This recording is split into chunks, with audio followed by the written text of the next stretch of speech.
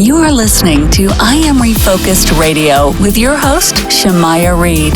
This show is designed to inspire you to live your purpose and regain your focus. And now, here's your host, Shamaya Reed. Back to I Am Refocused Radio once again. We are here today, and we have another show lined up for y'all today. Today, we are talking to Stacie Shifflett. She is the founder of Modern Consciousness and the author of the best-selling book, Treasure Map to Joy.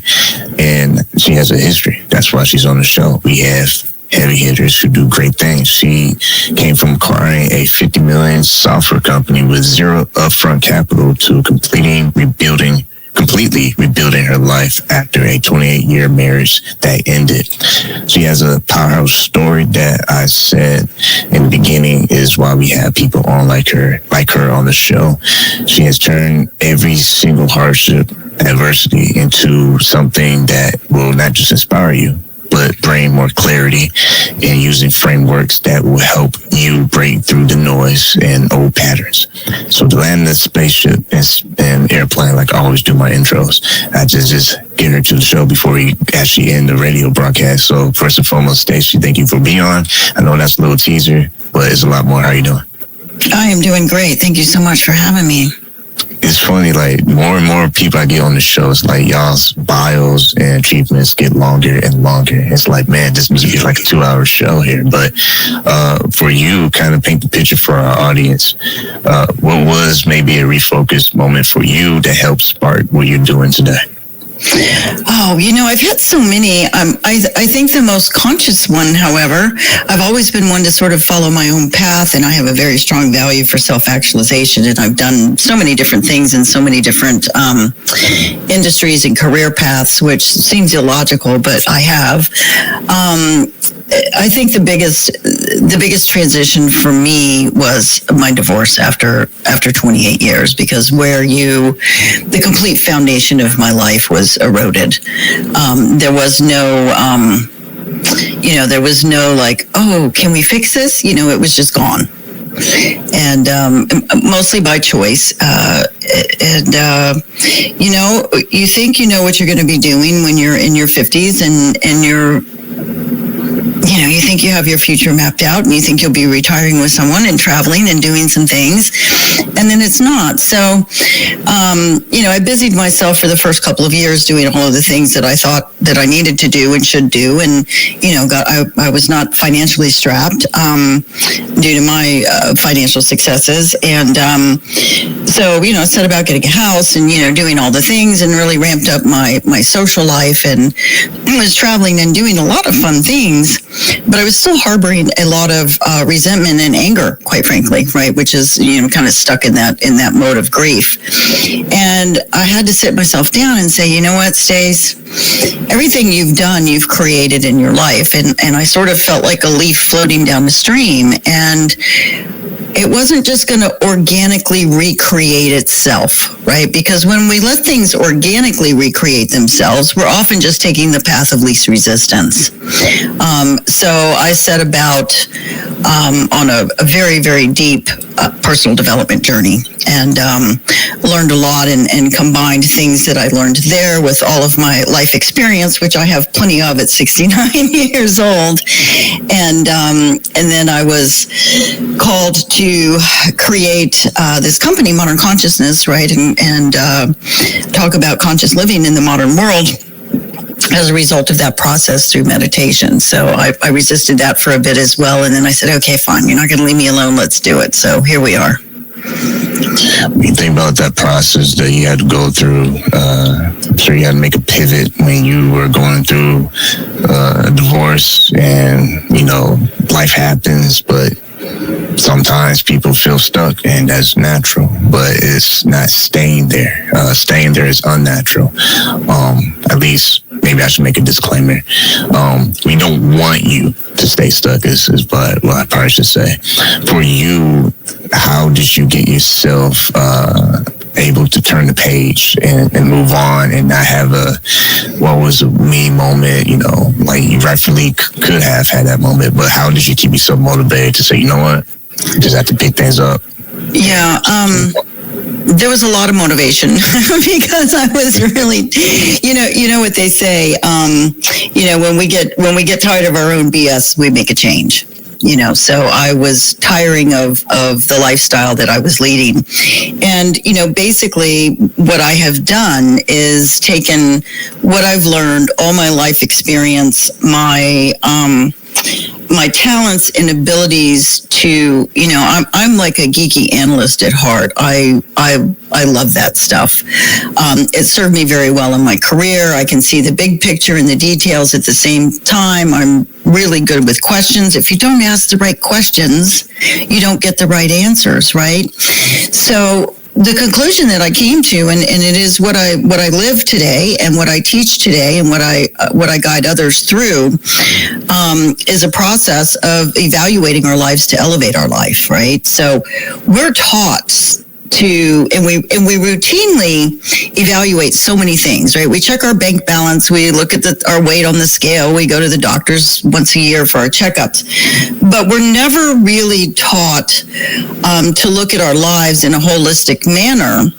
and see how it's performing for us. And I put all of that in the context of what we're experiencing. What is our life experience? Because that's really, really what it's all about. So I think it's so important to sit down and gain clarity and understand and be honest and vulnerable with yourself. What are you really experiencing today in all these different areas of your life? Because each affects the other. We don't realize it so much, but each affects the other. And then to say, okay, now what would I rather be experiencing, right? And there are external goals, of course, but I don't put them in that framework of an external goal. It's the internal goal. How do you want to feel in your career? How do you want to feel in your relationship? What role would you prefer to play, and how do you want to feel in your family, and so on and so forth, with your friends, your friend group, all of that. And so that's really what I was doing without really knowing it. And then I kind of put it all together into a system that I call the Clarity Sequence and an Elevate Your Life program. Once again, this is I Am Refocused Radio and watching this online, talking to our guest today, Stacie Shifflett. My next question for you is, you have a talk about emotional defaults. Our audience kind of unpack what that means and how someone can start stopping that interruption with those type of patterns. Absolutely. You take yourself every place you go. That is the one constant in life. So who would you rather take with you? The person that is irritable, that reacts quickly, that gets triggered emotionally by everything, that's grouchy? Or would you rather take the happy, joyful, present person along with you everywhere? So I have been quite successful in actually reprogramming. It takes time, and reprogramming is possibly an overused word, but we can change our default emotion. For me, I love joy, right? I love peace of mind. To me, peace of mind is our number one personal asset. The prerequisite for that is knowledge, but it's not just gaining the knowledge. It's not just reading the book and going, oh, that's right. It's implementing it and embodying it in your life. So take a small thing and practice it over and over again. I really think that the way we improve our lives and personal development in general is creating the next best version of ourselves over and over again in small incremental steps. I think so many people try to change too much at once, and that's a recipe for disaster. So it's just small incremental steps. What is going to make the most impact what about me? What can I change in me that's going to make the most impact in my life? When you take a look inside your book, kind of teased earlier in the open, Transformative to Joy. When you think about transformation, I mean, that's another word that we kind of hear all the time on shows nowadays. But hey, I mean, everyone's listening to shows, so there you go. That's why it's becoming more common. What are some things you hope readers will be able to discover when they follow the map, quote unquote? I think, I'd be delighted for anybody to read the book. It certainly talks about some things in deeper detail in the book. It is a parable. It's a story. It's short. It's a quick read. But I think the number one thing, right, if I could only give people one word of advice, it would be to look at those emotional triggers. What just sets you off? Figure out why, because it's usually really not anything to do with the other person, or the situation. It's to do with you. So what is it that irritates you and upsets you about that? So if there's something that you are continually pushing up against that's irritating you day after day after day, figure out what it is and address it. Right? It's not always easy to figure out what it is because we think we know what it is, but it often really isn't that, right? So we have to sit down with ourselves and take a deep, honest look, and keep asking ourselves why, so maybe, I think that they're being rude to me. Well, why does that bother me? Well, because I think people should be polite. Well, why does that bother me? We just keep asking the question why until you hit the response that generates the most emotion in you. And that's actually the real answer. And for those who are watching, listening to us, and they feel like sometimes they can get to the situation where they feel overwhelmed to reinvent themselves, that's something that you've been able to do, reinvent yourself. What is a skill or something they can start practicing today to kind of say, you know what? Let's get at it, right? Let's not waste any more time because time is precious. What's some thing or things they can start doing today? Well, I think definitely understanding your emotional triggers, and there's a free workbook. I know you're going to mention my website. There's a free workbook on there for that. It's a series of questions. But, the other thing, and I'm going through this right now because I'm doing a little reinvention right now. I've kind of flipped my life upside down, and I'm making some changes that are all perfectly in alignment. And, something can be in perfect alignment, and you can be, you're moving in the right direction, but it doesn't necessarily mean you still don't have some melancholy or some sadness or, other emotions that are mixed into it. We usually think in either or, and it's usually and. So what I'm finding right now, and it's really interesting, especially the people around me, because I know the first step, right? All I know is the first step and the first thing that I need to do.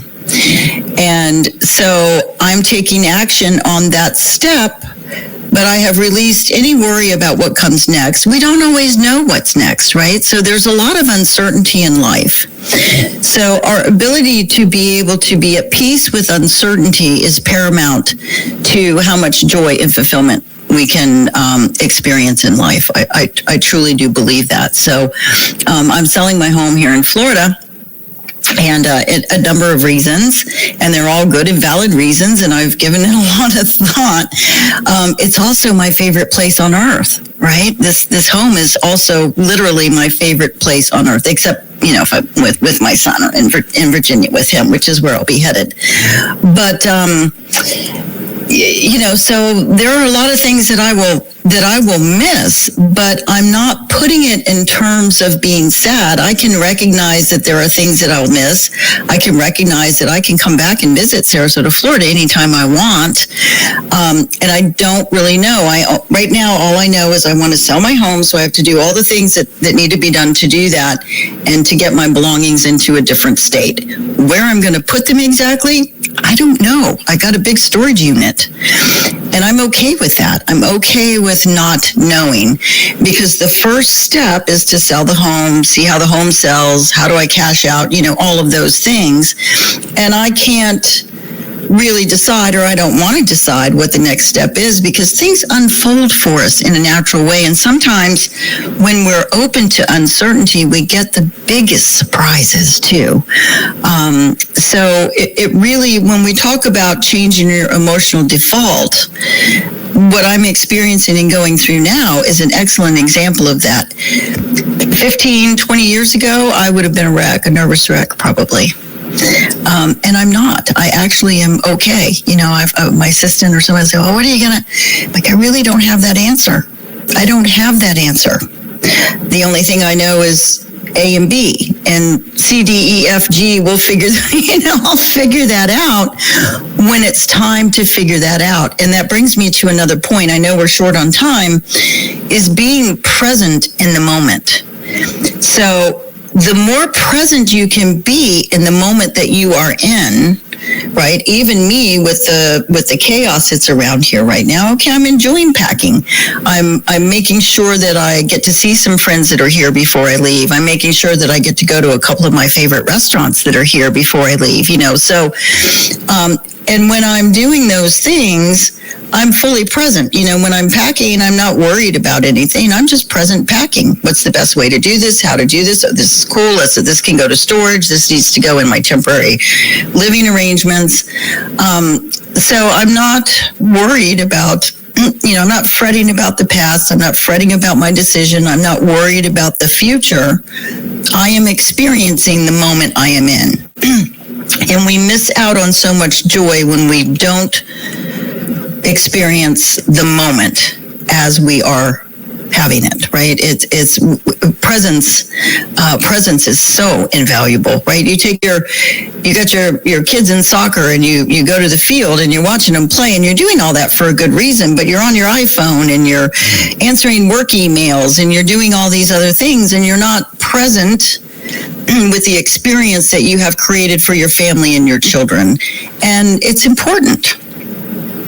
Yeah, there's a lot. You have to distinguish noise from priorities. And you say the word present. I mean, not that old, but I'm old enough to young people would understand this. But I remember back in the day when teachers would call your name in school, like, I don't know, maybe third, fourth grade, you raise your hand, say present. I mean, that probably never happens ever in today's world. But I remember back in the day, that's what you did. And I'm making that miracle analogy to come full circle. What I'm trying to say is that's kind of like life, Life will just throw things at you, but you have to kind of be like present, like I'm aware.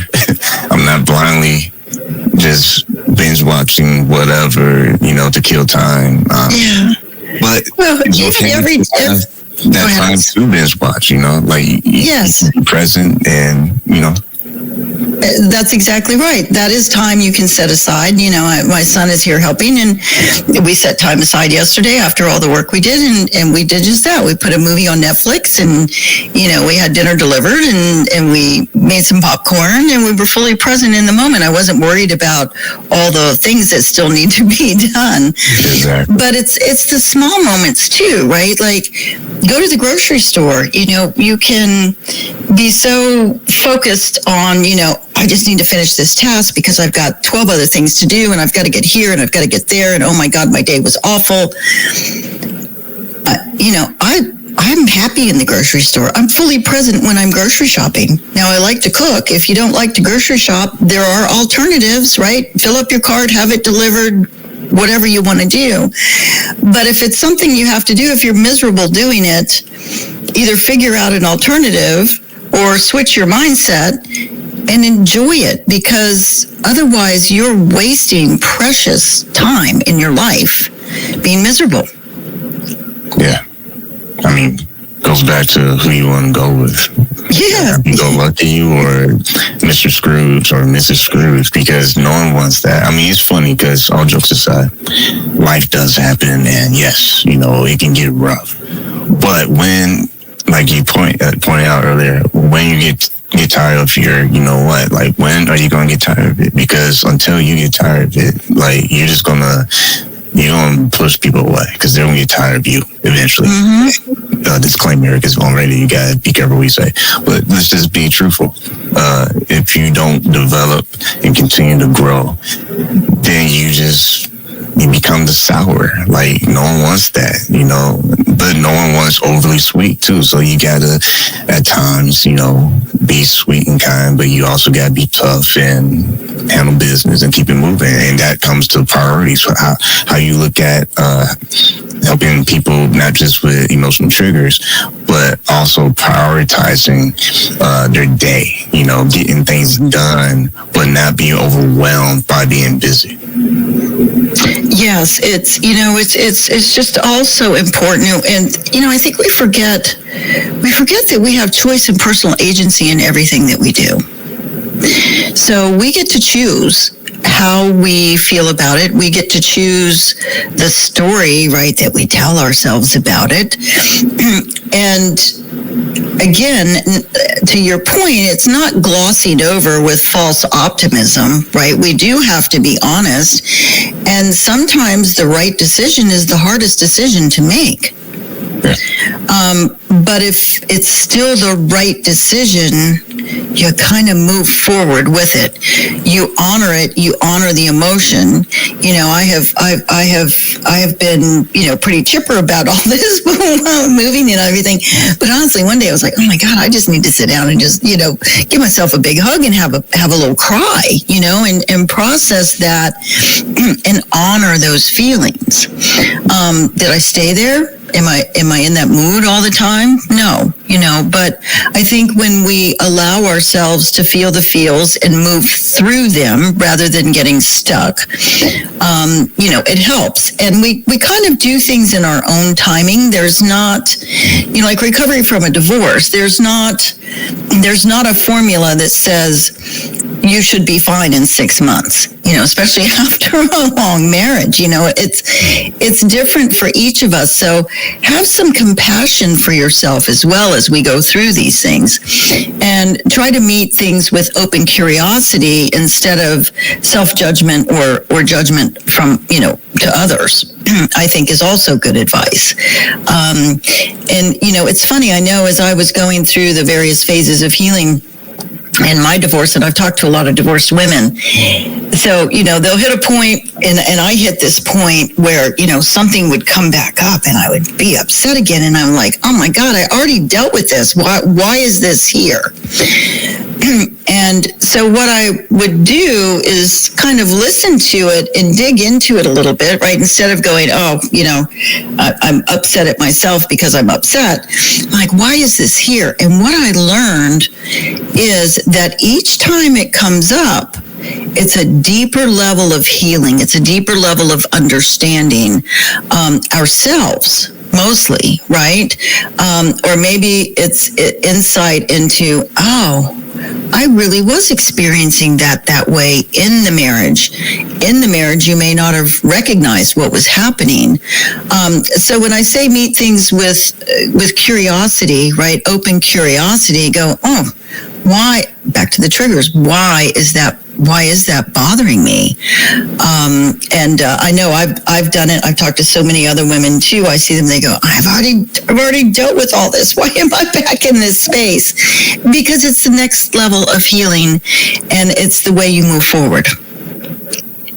Once again, let's on Refocused Radio, watching this online, talking to our guest today, Stacie Shifflett. And I know time has gone straight out the window. I don't know why it goes so fast, but you can go to our website. Make it easy. Go to modernconsciousness.com. Again, that's modernconsciousness.com. One quick question I want to ask lastly is, for someone who feels like they're at a crossroads right now and they're ready for the next chapter, whatever it is in their life, what is a first small step outside of going to your website that can be a powerful step that you want to invite them to do today? Well, I think if they're having difficulty navigating it by themselves, and we often do, start exploring options and find someone that can help you, a path that can help you move through it. And that's what I did after about 2 years into my divorce, and popped into a woman who did coaching and some energetic healing and these sort of things. So it started a long journey for me, right? But I remember when she asked me, why was I here? I'm saying, because I was tired of being angry, right? I'm here because I'm just tired of being angry. I'm angry all the time.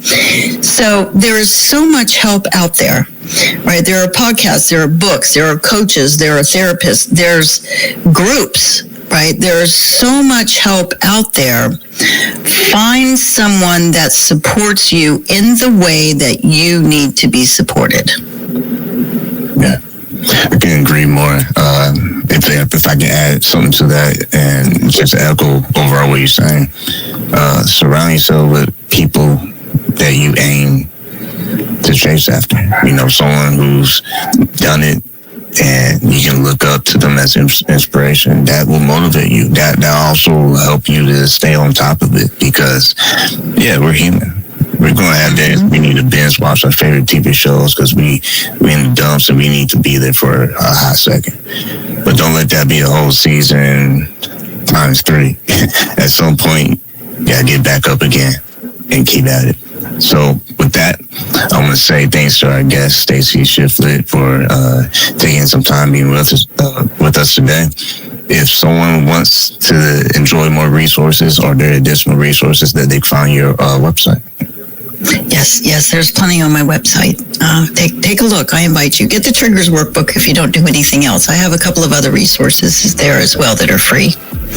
Awesome. Well, we'll have it in our show notes, and if you're listening to us on radio, go to the website. It's modernconsciousness.com. Again, that's modernconsciousness.com.